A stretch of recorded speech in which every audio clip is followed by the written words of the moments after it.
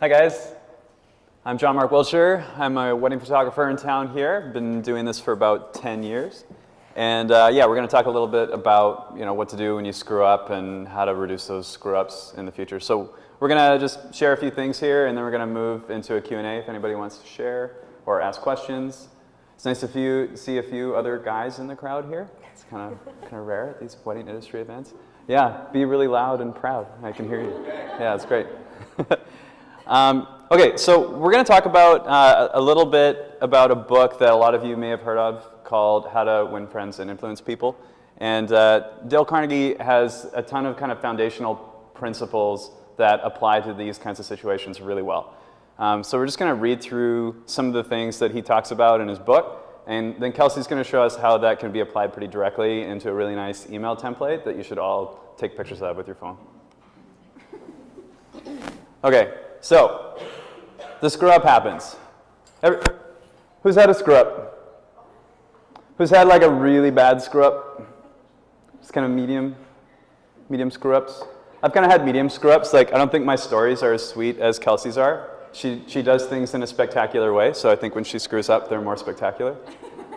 But when you have a screw up, there's kind of a series of things that you need to go through, and I think part of that is going to be making sure that you have a clear head when you're responding. Because it's really easy when you get called out by a client to react emotionally, and that is the very last thing that you should do. So I would say first things first, fight the urge to respond immediately. Give yourself like a day to just review things and clear your head a little bit. But we're just going to talk about some of the things that might be part of your thought process and go into your email and communication. So you screw up. Begin with praise and honest appreciation. Tell your client why you love them and why they're amazing, even if they aren't really that amazing. Next thing, the only way to get the best of an argument is to avoid it. So like you don't want to get into a points match with your clients, right? You don't want to be scoring points against them because that just gets their backs up and it makes them hate you. So even if you win the argument, you lose.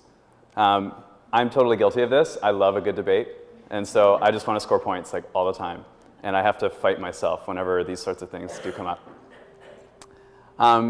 Next thing, show respect for the other person's opinions. Never say you're wrong.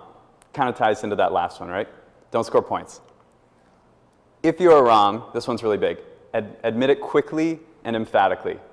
So most of the time, at least in my experience, when there's been a screw up, it usually kind of starts with a communication thing, right? It's usually something wasn't gone over or something wasn't communicated. Sometimes it's just a straight screw up. Like I had a proposal like a week or two ago out in East Sioux Park, the day that it snowed. And so I was like late getting there because Victorians can't drive in the snow, so the highway was not moving. And my client was an American guy who had never been here before, who was in East Sioux Park with no reception at a place that he had never been to. And we're trying to coordinate where we're going to go. I get there late, and then I'm walking out to get into position and realize that there is no memory card in my camera.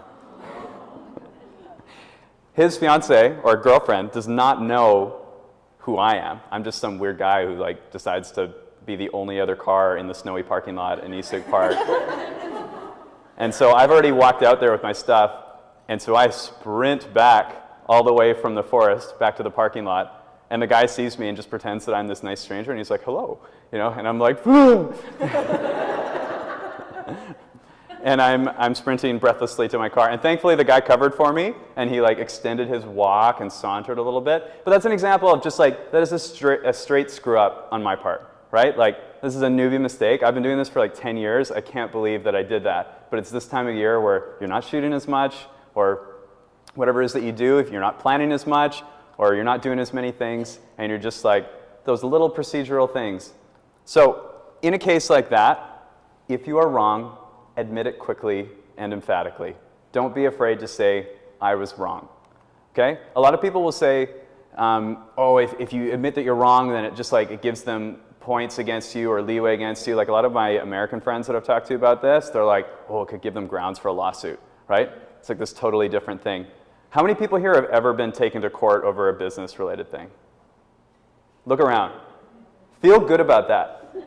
Yay, Canada. We are a non-litigious society.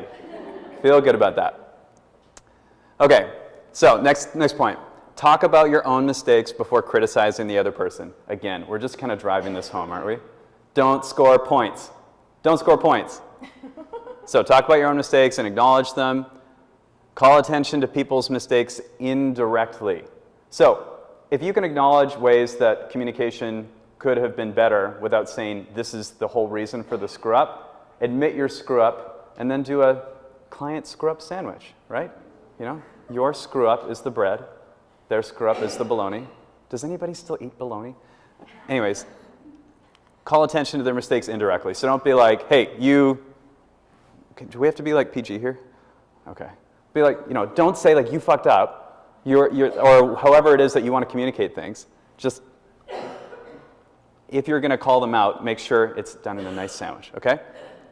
So ask questions instead of giving direct orders. How can I resolve this? How could I have handled this better? What can I do to make you happy here? Ask some of these questions without trying to say, this is exactly what needs to happen. Because part of it is going to be figuring it out, right? Like, I think something that I want to talk about a little bit after we get through this list is how managing expectations, for me, is the single biggest business lesson I've learned in all the years that I've been doing this. And it totally tends to tie into unhappy clients or happy clients and screw-ups or non-screw-ups. You know, making sure that we communicate everything that we need to first. Let the other person save face. This is a big one, right? Again, ties into the no points thing, but let them feel like, even if you acknowledged their screw-ups, even if they played a role in it, let them feel like they are not the big bad guy here. Because, you know, this is a way that you can actually get your way if you feel like you've been wrong. Like, in another life, I was a McDonald's manager, and so I learned from all the angry people that I talked to while I was at McDonald's that people could get their way with me if they were nice, right? They wouldn't come up to me and be like, you idiot, this is all your fault. If they were like, oh, I'm so sorry that my fries are cold. Is there anything that you could do to help me? But this goes both ways, right? Like, if you're really nice when you confront people about things, about your screw up, about their screw up, if you're really nice about it, it will give you strength in that argument. It will kind of get you points, but not in the mean sort of a way. Praise the slightest improvement and praise every improvement. Be hearty in your approbation and lavish in your praise. I think that's pretty self-explanatory. Maybe that's more for like your relationship. Yeah, like, are you wanting to maintain an ongoing relationship with this client? Is this somebody who you are, you know, you're done with them, your transaction is finished? Or is this somebody who you have an ongoing relationship with, who you have another year of wedding planning to do with, or what have you? Give the other person a fine reputation to live up to. I think Kelsey should say something about this one. This is probably my favorite point, and I'll explain the different ways I've been able to manipulate people with it in a good way. I think we're on the last one here. Use encouragement, make the fault seem easy to correct. You are in control. You understand what to do in bad situations. You have a procedure. You have a plan. The person understands that you're not a bumbling idiot, even if you are a bumbling idiot. They don't have that perception. And make it seem like you can take care of this, and this is no problem, and this is not a big deal. Oh, we got one more here. Make the other person happy about doing the thing that you suggest. So, in a really roundabout way, this is kind of being manipulative, a little bit. But we don't want to say it like that because that sounds like a bad thing. But really, if you think about the people in your life that tend to get, you know, what they want, you know, they're super powerful, go-get-em people, usually it's through very subtle manipulation where they make the other people around them feel like it was their idea to do this thing that actually ends up benefiting you.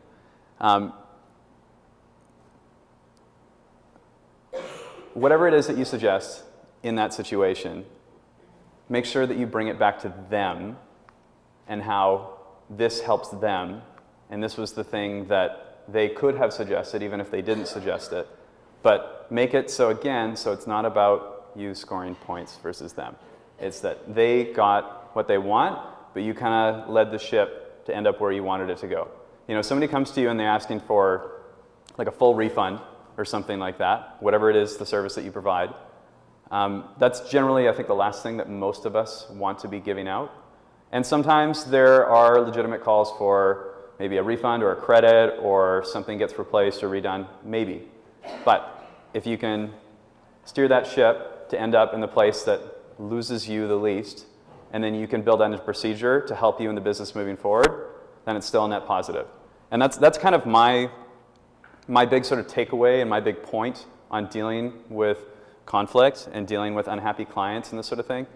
You know, my contract has grown from when I started from like 5 points to like 3 full pages of stuff. Like, how many people have had like a really kind of crappy client experience and then they built a policy around it? Right? So like, it sounds like this really lame thing of like, oh, use negative things as a learning experience, and it's all this big positive kind of thing. But it actually is really, really helpful. But you need to be proactive about making policy. Like, you can't just be like, oh, I'm going to remember this for next time. What it means is that you make sure that the next time this could come up, you've already prepared the client for what to expect and what could happen. And if there is this crazy unlikely scenario, what's the policy?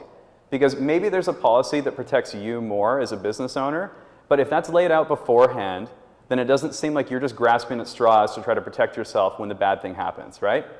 You know, like, I've got the clause in my contract, like, what happens if I miss the wedding? I always say, what happens if I get hit by a bus and break both my legs and I'm not going to be there on the wedding day? And how does this all go down? You know, I make it into something kind of funny when I'm talking through it with them, and it never happens, but we have a policy in place. And that's honestly my biggest point about dealing with difficulty with clients. When you have those difficult situations, think about how do I prevent this from happening again in the future, and make sure you institute it as a written policy rather than just having it tucked away in your head, because your client doesn't know what's in your head. So get that policy list, develop it, get it long. You know, I'm rebuilding a website right now, and part of it is an enormous FAQ that goes over like every possible question. You all have tons of knowledge within your unique industries and your skills that you bring to that I don't have because I'm not in your industry, and a bride doesn't have because she's not in your industry. So make sure you let those people know that you're an expert, you have a plan, you're not just kind of grasping around in the dark trying to figure out what to do. Let them know all the knowledge that you have, and make that to your advantage so that you don't get caught in a bad situation again. Totally. I second all of that. So Do I need to jump back here? Yeah, that's perfect. I'm Kelsey, and for those of you who read my blog post titled Light Bulb Moments for Making a Photographer, Part 1 and Part 2, you will know that I have screwed up a lot. And that is on my blog for my clients to see, everyone to see, because it's just how I roll. And Part 3 is probably supposed to roll out soon. So I messed up a lot, and I learned a lot about those mess ups. And sometimes I imply them right into my contract right away, and sometimes it takes me 2 or 3 mess ups of the same type to actually get to the point where I'm actually implementing it ahead of time. But I've learned a lot, and based on that book by Dale Carnegie that Jon-Mark went over, I've designed this email template around those kind of little human interactions that are so helpful in these situations. So for example, let's go through together. And actually first I'll let you know of a real life example that happened several years ago. I shot a wedding, and the bride said, well, I'm not really happy with family portraits because I feel like they're too far away, and no wait, she said, I want you to Photoshop the rest of my family's bodies in the portraits because it's too cropped in.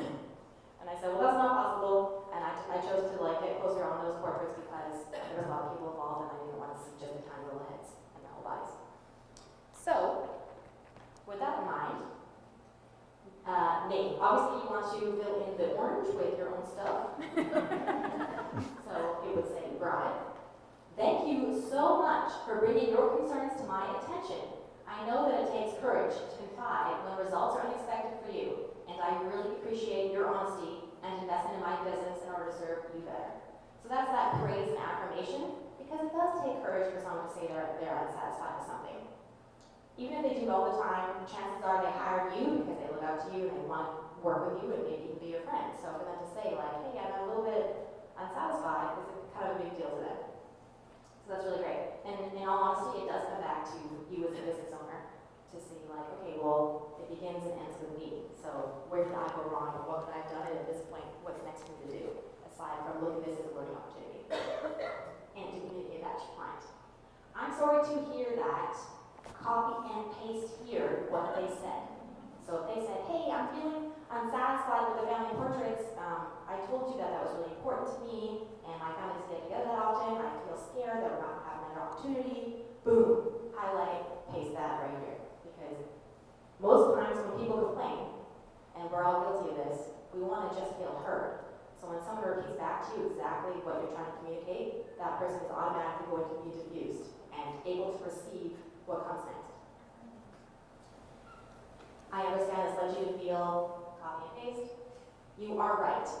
That's a big one. We've all heard the customer's always right, and that's true to an extent. It doesn't mean to throw yourself under the bus, but it does mean to agree with their feelings because you can't argue with that. I should have list the extra efforts here you should have done. I should have communicated to you that maybe my client portraits are cropped, or I should have shown you more sample galleries that included larger family portraits so that you would have a better idea of what to expect here, etc., etc. I feel disappointed in myself for this misunderstanding. I should have communicated with you more clearly on your expectations and specific needs. I know how much you loved, okay, this is my favorite part, because now this is where you start to this is where you start the control aspect of the damage. This is where the reputation to the loud two comes in. For example, if you are trying to merge through a lane when you're driving, and Victoria's really bad at this, like people don't let anyone in sometimes, right? So instead of giving the wave before they even earn it, just give them the wave like this, and then they will let you in because they're thinking like, oh, that person just gave me the reward for being like very patient and kind with the situation of the merge.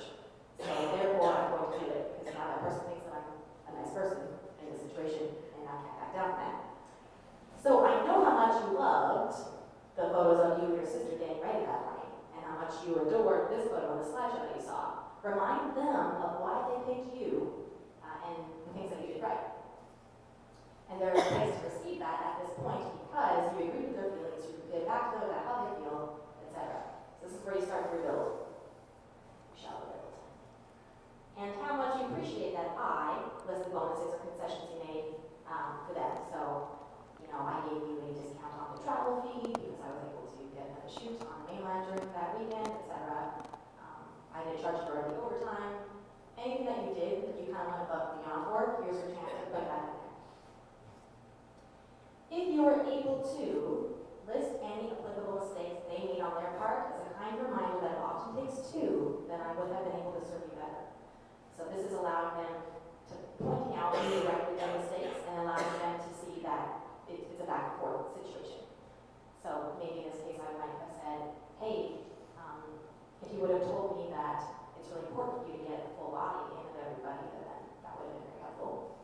Something along those lines. Or if you read the contract, you would have seen this clause, etc. However you want to word that for your own industry. Your complete satisfaction is my priority. I am confident I can make this up to you by list added value service here. Not a monetary discount if you can help it. And gush about how this new experience will be a positive one. So oftentimes people think like, oh, I made my money back, I want 50% refund, etc. on whatever the issue is. And chances are you don't feel that they're A, entitled to that, and B, even if you do feel like they're entitled to some kind of monetary reimbursement, it's always better to add value versus kind of taking value back from you to them. Because that's where they're going to feel validated in a way. So instead of being like, oh, here's like $500 back, now all of a sudden they're like, yeah, I know, right, that's right. You know, in a way, that's kind of where they feel like, oh, well, that's obvious because that person screwed up so badly. And like I said, if it is like absolutely be all end all cash refund, then go for it, absolutely. And I'm sure that they won't feel as righteous in that way. But oftentimes what I've been able to do is say, hey, here's what I propose to make up to you. Let's do a reshoot, or if that's not possible, how about an album of the images I've already taken for you, or a slideshow, or XYZ. And to them, the value of that album is worth like $2,000 I'm suddenly getting as an added value versus me having to give out $500 type of deal. And it makes you look awesome. Makes you look really good, especially if you haven't even asked for anything yet.